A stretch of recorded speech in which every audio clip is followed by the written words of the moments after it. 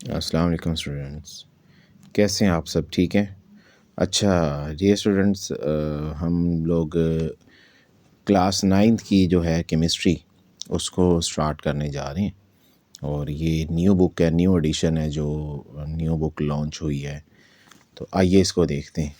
So dear students, ये आपकी ninth class की बुक है और इसमें हमारे पास सबसे पहले जो कंटेंट्स आ जाते हैं, जो चैप्टर्स के नेम आ जाते हैं, वो ये हैं। ठीक है जी, ये आपका जो है वो जो स्टार्ट वाला सेकंड पेज है उसके ऊपर। तो इसमें हम सबसे पहले जो है वो स्टार्ट करेंगे, that is state of matter and the phase change. तो इसको हम देखेंगे। तो सबसे पहले तो सॉरी डियर स्टूडेंट्स, सबसे पहले तो हम जो है ना, इसमें ये जो चैप्टर का मतलब है इसको समझेंगे कि इसका मतलब क्या है। तो क्योंकि चैप्टर के मतलब का पता अच्छे से अगर हो तो आधे से ज़्यादा चैप्टर वैसे ही समझ आ जाता है। मोस्टली स्टूडेंट्स ऐसे करते हैं कि वो पूरा चैप्टर पढ़ लेते हैं लेकिन उनको चैप्टर के मतलब का ही नहीं पता होता। सो डियर स्टूडेंट्स, इसमें इस चैप्टर में सबसे पहले जो है वो आएगा कि केमिस्ट्री क्या है, व्हाट इज़ केमिस्ट्री, उसकी डेफिनेशन। और जो प्रीवियस बुक थी उसमें भी इसी तरह से क्वेश्चन था कि केमिस्ट्री की डेफिनेशन। फिर ब्रांचेज़ है, तो जो पुरानी बुक थी उसके अंदर भी ऐसे ही ब्रांचेज़ दी हुई थी, लेकिन इसमें कुछ ब्रांचेज़ न्यू ऐड हुई हैं, जैसे कि पॉलीमर केमिस्ट्री है, जियो केमिस्ट्री है, फिर यहाँ पे एस्ट्रो केमिस्ट्री है, मेडिसिनल केमिस्ट्री है। ये वो केमिस्ट्री ये न्यू ऐड हुई हैं। ठीक है जी ये स्टूडेंट्स। तो उसके बाद ये आगे चीज़ें चल रही हैं इसी तरह से। ये मैं एक मिनट जस्ट रोटेट कर लूँ मोबाइल को। तो ये चीज़ें जी हम इस चैप्टर में पढ़ेंगे। उसके बाद हम पढ़ेंगे जी एलिमेंट एंड कंपाउंड में और मिक्सचर में क्या डिफरेंस होता है।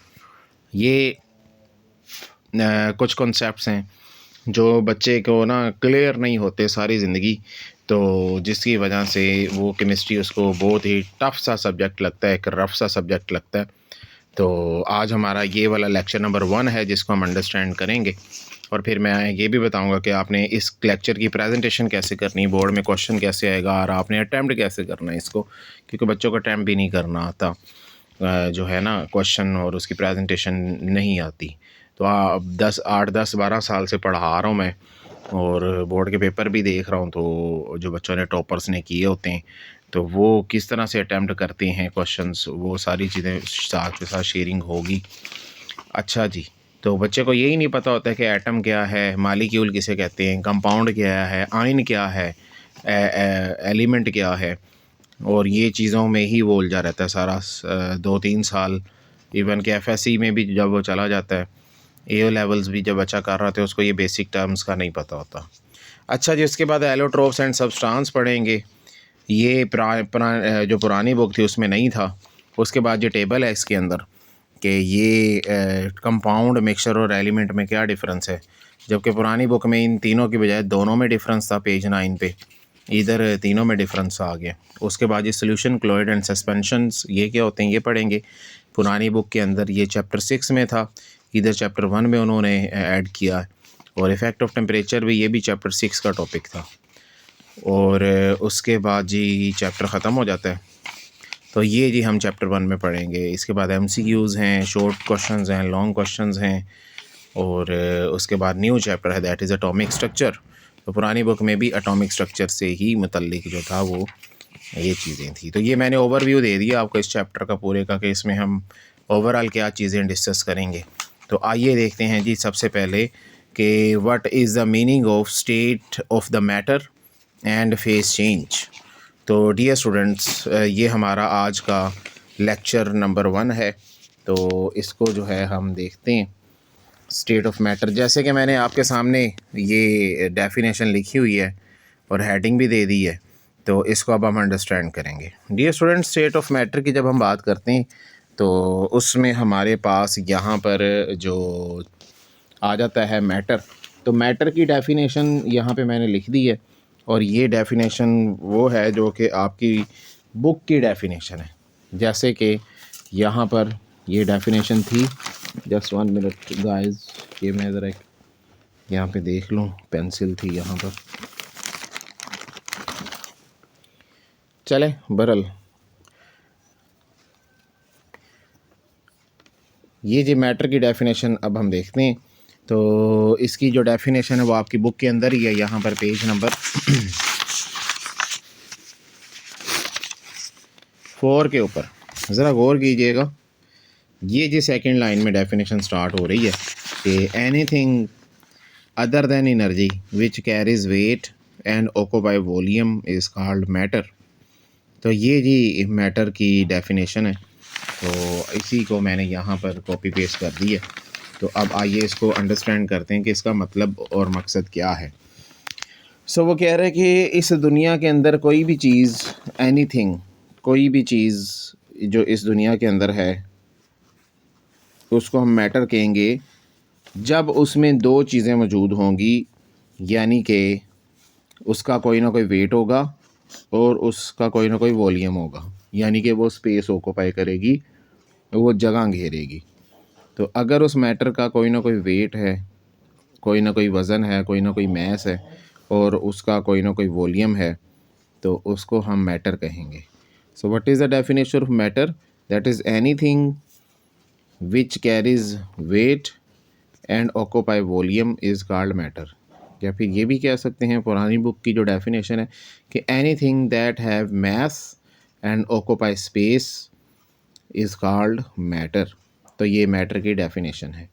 एग्ज़ाम्पल की बात करें तो हमारे इर्द गिर्द जितनी भी चीज़ें जिसमें हमारे पास table, chair, pen, marker, duster, fan, bricks, buildings, गाड़ियाँ, इवन के हम खुद भी जो है वो क्या है, मैटर है। तो ये मैटर की डेफिनेशन होगी। उसके बाद जी इस चैप्टर का दूसरा पार्ट, चैप्टर का जो नेम है उसका जो दूसरा पार्ट है दैट इज़ फेज़ चेंज। अब ये फेज़ चेंज को अंडरस्टैंड करते हैं। फेज़ चेंज का मतलब क्या होता है? डियर स्टूडेंट्स, फेज़ चेंज का मतलब ये होता है कि that is how any state of matter, there are 4 state of matter basics, जिसमें से 3 तो हमें नज़र आते हैं आम तौर पे, that is solid, liquid and gas. तो ये जी डेफिनेशन, ये जो 3 स्टेट्स ऑफ मैटर है। अब ये जो 3 स्टेट्स ऑफ मैटर है ना डियर स्टूडेंट, जब हम इसके ऊपर हीट टेम्परेचर चेंज करेंगे ना तो इसकी स्टेट भी चेंज हो जाएगी। फॉर एग्ज़ाम्पल अगर हम इसको हीट करते हैं या कूल करते हैं तो इसके अंदर चेंजिंग्स आएंगी। वो चेंजिंग्स क्या हैं, जैसे कि आपके सामने मैंने डायग्राम भी बना दी है। तो आइए अब इसको अंडरस्टैंड करते हैं कि दैट्स वेरी सिंपल कि हमारे पास अगर कोई सॉलिड है, मिसाल के तौर पे मैं आपको आइस की एग्ज़ाम्पल देता हूँ कि आप आइस ले लें और पानी को फ्रीज़ करें तो वो आइस बन जाती है, बर्फ़ बन जाती है, वो ये सॉलिड स्टेट के अंदर है। जैसे ही हम उसको हीट करेंगे, उसको हम बाहर निकाल के रख देंगे फ्रिज में से या चूल्हे पे रख देंगे, तो वो आहिस्ता आहिस्ता लिक्विड हो जाएगा। और जब उसको मज़ीद हीट करेंगे वो बॉयल होना शुरू हो जाएगा और वो गैस में कन्वर्ट होना शुरू हो जाएगा, वाटर वेपर्स के अंदर, स्टीम के अंदर कन्वर्ट होना शुरू हो जाएगा। So this is how phase change occurs. तो सॉलिड का लिक्विड में और लिक्विड का गैस में या इन्वर्स प्रोसेस भी हो तो इसे कहते हैं फेज़ चेंज। और ये फेज़ चेंज आ किस वजह से रहा है? ये आ रहा है टेम्परेचर के चेंज होने की वजह से। अब इसी तरह अगर हमारे पास गैस पार्टिकल्स हैं, हम उसको कूल करते हैं और कूल करने की वजह से वो लिक्विफाई हो जाएगा और वो लिक्विड फॉर्म में आ जाएगा। और उस लिक्विड को जब हम मज़ीद कूल करेंगे तो वो सॉलिड फॉर्म में आ जाएगा। अब सर इस दौरान ऐसा क्या होता है कि फेज़ चेंज आता है, फेज़ चेंज होता है? तो डियर स्टूडेंट्स, उसमें होता ये है कि ये जो हमारे पास सॉलिड है, इसके जो पार्टिकल्स होते हैं ये बहुत ज़्यादा करीब होते हैं। ये हम आगे अगले लेक्चर्स में भी डिटेल में पढ़ेंगे। अब ये हमारे पास जो पार्टिकल्स हैं इसके दरमियान में स्पेस अगर आप देखें तो ना होने के बराबर है। पार्टिकल बिल्कुल साथ साथ जो है ना, ये देखें, ये बिल्कुल पार्टिकल साथ साथ जुड़े हुए हैं और साथ साथ चिपके हुए हैं और इनमें स्पेस बहुत कम है। जैसे ही हम इसको हीट करते हैं तो हीट करने से इनके दरमियान में जो फोर्स ऑफ अट्रैक्शन होती है वो वीक हो जाती है, वो टूट जाती है।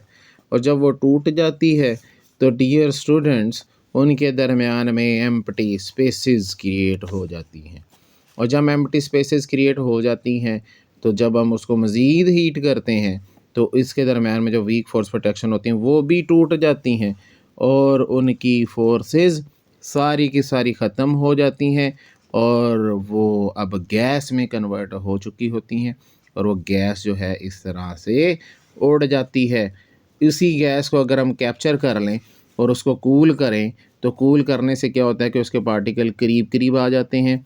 जब पार्टिकल करीब करीब देखें ना, अगर हम हीट करेंगे तो पार्टिकल की एनर्जी बढ़ जाएगी। जब पार्टिकल की एनर्जी बढ़ जाएगी तो पार्टिकल ज़ाहिर सी बात है करीब करीब आएंगे, दूर दूर जाएंगे, तो ज़ाहिर सी बात है दूर दूर जाएंगे। और उसकी रीज़न क्या है कि एक तो पार्टिकल की एनर्जी बढ़ जाएगी, दूसरा उनके दरम्यान में जो फोर्सेस हैं वो ब्रेक होना शुरू हो जाएगी। जैसी फोर्सेस ब्रेक होंगी तो वो यहाँ इस लिक्विड फेज से गैस फेज में कन्वर्ट हो जाएगा। दिस इज़ कॉल्ड इवेपोरेशन, कि किसी भी पार्टिकल का, गैस का, मैटर का लिक्विड से गैशियस फॉर्म में जाना इवेपोरेशन कहलाता है। और वाटर को अगर हम हीट करें तो उसके 1 मोल के लिए जो एनर्जी चाहिए होती है दैट इज़ 40.7 किलो जूल पर मोल एनर्जी। ये पुरानी जो बुक थी चैप्टर नंबर 5 उसके अंदर इवेपोरेशन की डेफिनेशन एग्जांपल दी थी। बहरहाल आते हैं वापस, तो बात हो रही थी कि कूल को अब हीट करेंगे तो पार्टिकल दूर दूर जाएंगे, तो कूल करेंगे तो पार्टिकल करीब करीब आएंगे। हमने इसको कूल किया, पार्टिकल और करीब आए, और कूल किया, पार्टिकल और करीब आ गए, और इस तरह इनमें फोर्सेस डेवलप हो गई और ये सॉलिडिफाई हो गया, बर्फ़ बन गई। ठीक है। सो अब आप देख रहे हैं कि जब हम टेम्परेचर चेंज कर रहे हैं तो सॉलिड लिक्विड में और लिक्विड गैस में कन्वर्ट हो रहा है। और अगर गैस को अगर हम कूल करते हैं तो गैस लिक्विड में और लिक्विड सॉलिड में कन्वर्ट हो रहा है। तो ये जो इंटर कन्वर्जन है इसे कहते हैं phase change. So what is phase change? तो ये मैंने आपको बताया कि जो मैटर, स्टेट ऑफ मैटर है, स्टेट्स ऑफ मैटर वो हीटिंग इफेक्ट की वजह से एक दूसरी स्टेट के अंदर कन्वर्ट होती रहती हैं। इंटर कन्वर्जन को कहते हैं फेज़ चेंज। और इसके पीछे किसका हाथ है? इसके पीछे हाथ है टेम्परेचर का, हीट का। तो टेम्परेचर के कम या ज़्यादा होने की वजह से फेज़ चेंज होता है। सो ये हमारा आज का लेक्चर था जिसमें हमने मैटर की डेफिनेशन पढ़ी और फिर हमने फेज़ चेंज के बारे में पढ़ा। इट्स मीन के हमने आज इस चैप्टर का जो नेम है उसको क्लियर कर लिया, उसको हमने समझ लिया कि उसका मतलब क्या है और इस चैप्टर में हम क्या पढ़ने जा रहे हैं, हमें थोड़ा सा आइडिया हो गया इसके बारे में। अब मैं आपको बताता हूँ कि आपने इसकी प्रेजेंटेशन कैसे करनी है। डियर स्टूडेंट्स, लें जी, ये मैं आपको प्रेजेंटेशन दिखा देता हूँ। ये है जी प्रेजेंटेशन, ये मैंने खुद लिखी है। तो बच्चे भी ऐसे लिखते हैं। तो जब आपको वो कहेगा कि define matter, what is matter, give its example, तो आपने मैटर की हेडिंग देनी है और हेडिंग देने के बाद आपने उसकी डेफिनेशन बता देनी है। Anything other than energy that which carries weight and occupy volume is called matter. और ये ऑक्यूपाई और ऑक्यूपाइज में से कोई एक वर्ड लिखना है आपने। ऑक्यूपाइज बुक में लिखा हुआ है तो ऑक्यूपाइज लिखिएगा। उसके बाद एग्जांपल है, एग्जांपल ये दे दें, उसके बाद अगला क्वेश्चन आ जाएगा। तो ये होती है प्रेजेंटेशन क्वेश्चन को अटैम्प्ट करने की। अगला क्वेश्चन फिर हम अगले में देखेंगे लेक्चर में। और डियर स्टूडेंट्स, ये हमने इसमें समझ लिया। अगली में मैं आपको मैं ये प्रेजेंटेशन करना भी सिखाऊंगा। प्रेजेंटेशन के ऊपर भी अलग से टॉपिक बनाऊंगा और उसके ऊपर सारी प्रेजेंटेशन बताऊंगा। तो इसमें जैसे आप देख रहे हैं क्वेश्चन नंबर जो है जो उसमें दिया होगा वही क्वेश्चन आपने क्वेश्चन पेपर का वही क्वेश्चन नंबर इधर देना, अपनी तरफ से नंबरिंग नहीं करनी। बहुत से बच्चे अपनी तरफ से नंबरिंग करते हैं और बोर्ड में बहुत कम मार्क्स लाते हैं। घर आके तो कहते हैं कि हमने सारा पेपर किया था, लेकिन रीज़न क्या होती है कि वो गलत नंबरिंग की वजह से उसके नंबर बहुत कम आते हैं। तो एक तो क्योंकि आप बहुत से लोगों को कम्पीट कर रहे होते हैं तो आपने बोर्ड के अंदर अपना दी बेस्ट देना होता है और उसकी प्रैक्टिस साथ साथ करें। उसके लिए दोनों तरफ लाइन लगाएं। आप देख रहे हैं कि इस लाइन में एक लाइन मोटी लाइन है और एक बारीक लाइन है, तो इस तरह डबल लाइन लगाएं और घर से शीट्स प्रिपेयर करके आया करें टेस्ट के लिए। और बोर्ड में 10-15 मिनट पहले चले जाएं, वो शीटें आपको पहले दे देते हैं शीट्स, उसके ऊपर लाइनें लगा लें टाइमली।